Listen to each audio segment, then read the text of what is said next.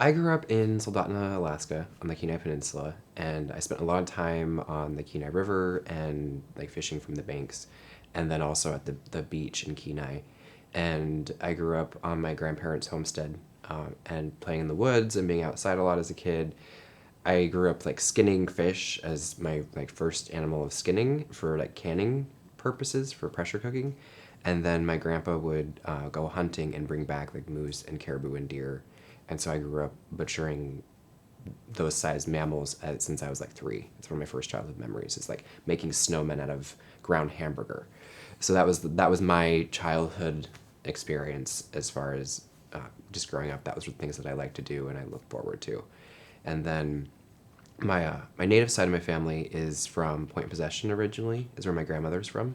As a kid, I've wanted to learn how to do the moosehide clothing or the caribou skin clothing. I didn't know what it was made out of at the time. I just I want to learn how to make regalia. So that kind of fostered some of my desires for thinking about what I want to do for education. I started out studying chemistry, and then about 2.5 years into my degree program, I switched into the fine arts, and I went to University of Alaska Fairbanks. They have a native arts program there. They have a really strong sculpture program, and I ended up graduating with a BFA in sculpture. And then recently I graduated from Alfred University with my MFA in sculpture, and I'm also apprenticing under Helen Dick for a formal indigenous education, if you will. So I'm working at my personal proficiency in the spoken Dena'ina language, and also the like material traditions and culture, and bringing that back. I thoroughly enjoy teaching. It's a really very rewarding process for me. I just finished up my first semester of co-teaching the Dena'ina language class at the Kenai Peninsula College. And as part of that class, we actually worked on the Moosehide that we've been working on this week to show the students the actual process for part of the scraping and softening and going over the language for that. And seeing how that connection of material culture helps the students understand the language so much more is really interesting and inspiring to me, and is where that rewarding component of teaching really comes to light. And then also, that was one of the things when I was working with Helen, her grandparents told her, who is where she learned how to tan moose hides, was from her grandmother and grandfather, and with her dad, was, I want you to teach other people. So that's, in a Western context, the way that I describe it is that's kind of a compensation to the elders who are passing on knowledge, to continue to pass on the knowledge appropriately, and taking the time to find students or be available for students who are passionate about it and who are going to carry it on. So there's this balance of educating the general public to develop kind of community support and excitement about something, then also finding people who are interested to delve deep towards a kind of apprentice model where they're working to become highly skilled at it as well. So with this project, we had Helen was there, her daughter, her granddaughter, and her great granddaughters were working on the hide, and so there's 4 generations doing this process, and for me to be a part of that and help facilitate some of that is really exciting, and also for me to work with Helen as I'm learning and then teaching, it fosters a lot of questions that are really good questions. The traditional way of knowledge transmission or skill transmission is through a lot of reverse engineering and observational learning.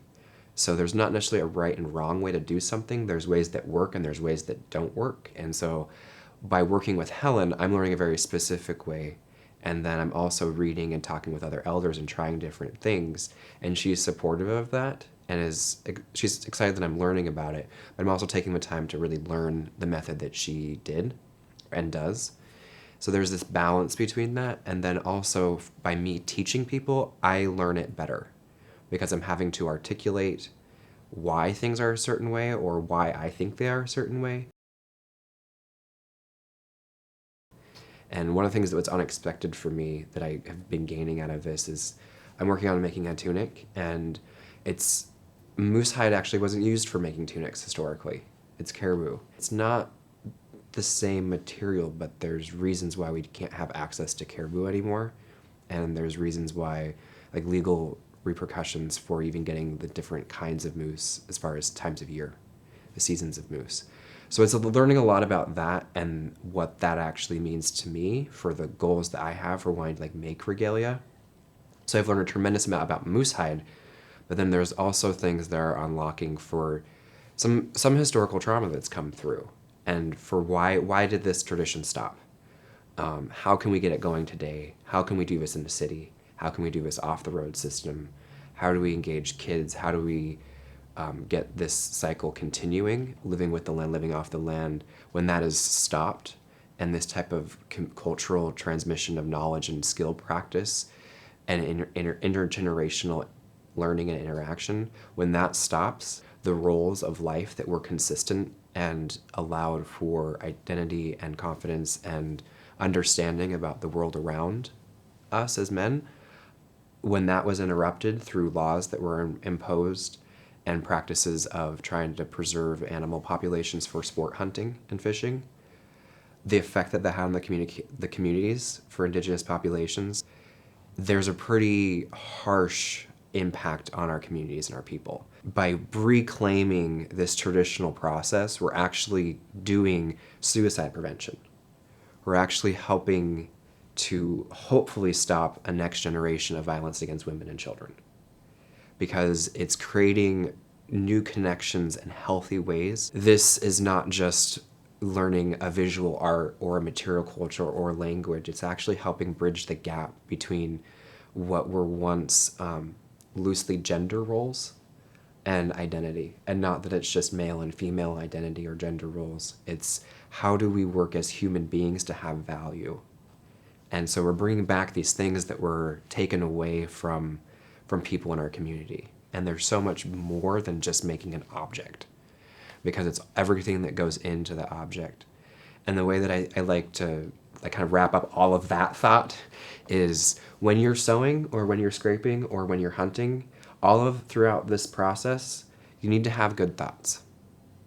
And because that is going to go into the garment and it's going to go into the food that you're feeding people, and you want there to be good things going towards the people who are going to use that, what you are providing. Moosehide is a very, as far as mammal hides go, it's a thick hide, so it's a lot of, and they're large. And so it's a lot of physical work, and it's something that when we originally, I was contacted for the project, I was like, no, I don't have the time right now to do this. And then I was like, are you sure? And like, I still don't have the time to do it. And then the third time I was like, this needs to happen. And I need to make the time to do this, because this is a really valuable thing. And I want more people to do this. And I don't categorize myself as an expert, because I'm still working with Helen, and so Helen's the expert. But I do have a lot of knowledge to share, and I view that I'm translating or transmitting Helen's knowledge and other elders' knowledge for them, because they want to share it, but they maybe not have the platform or ability to and the connections to. So that was part of the reasons why I thought the project was really important to get involved with. And then it opened up all this learning for me from what even the last 5 years that I've been working on it. It brought new things to light. I think that the really profound thing with the project is it's a combination between villages, individual artists Melissa and I are both young.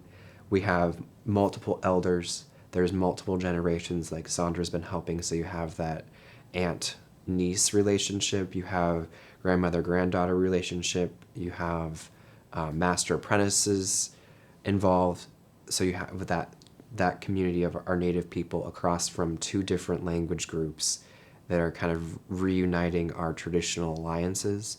And then it's also bringing together Western institutions who have best practices and are very good at working with indigenous populations.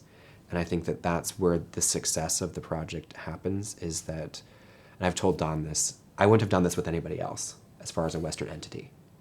And the main reason I'm doing this is that I have a trusting relationship with the Smithsonian Arctic Studies Center and the Anchorage Museum. So I know that it'll work out. And I may not know all the answers at the beginning, but I know that it's not something that's going to blow up in my face. And that makes me want to do it. And then it also brings together two villages and two Western institutions and multiple entities together to show how it's like, this is how we can work together in a contemporary environment. And so I think that's the other thing, that this is just a really good model for how to do that.